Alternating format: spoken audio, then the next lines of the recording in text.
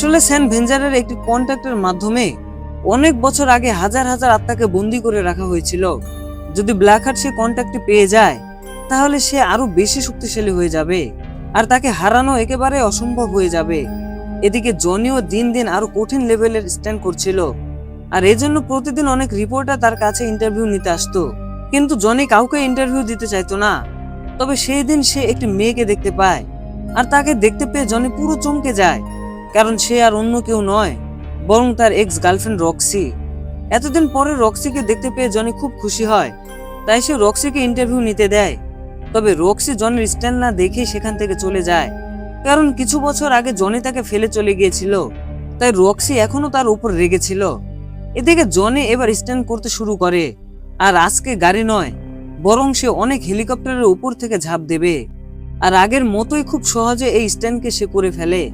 তবে সে ঠিক করে আজকে যে করে হোক সে রক্সির সাথে কথা বলবে, তাই এজন্য সে বাইক নিয়ে রক্সির পেছনে যায়। কিন্তু রক্সি তার সাথে কথা বলার জন্য রাজি হচ্ছিল না।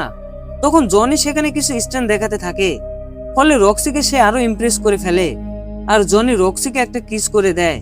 এরপর রক্সির রাগ অনেকটাই কমে যায়, আর তারা ঠিক করে সেদিন রাতে তারা একসাথে ডিনার করবে, যাতে তারা নতুন করে আবারও তাদের সম্পর্ক শুরু করতে পারে।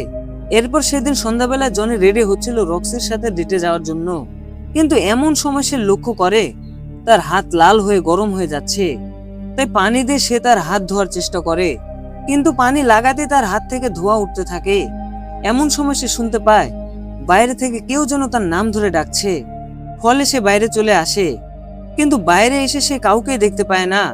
তখনই হঠাৎ করে সে বুড়ো শয়তান লোকটা অনেক বছর পর আবারও ফিরে এসেছে। জনি তাকে বলে, তুমি আমার থেকে দূরে চলে যাও, যখনই তুমি আমার সামনে আসো তখনই আমি আমার কাছের মানুষদের হারিয়ে ফেলি। জনির এই কথাগুলো শুনে বুড়োটা বলে, তুমি আমার সঙ্গে চুক্তি করেছিলে, আর এখন সেই চুক্তি অনুযায়ী তোমার কাজ করার সময় এসে গেছে।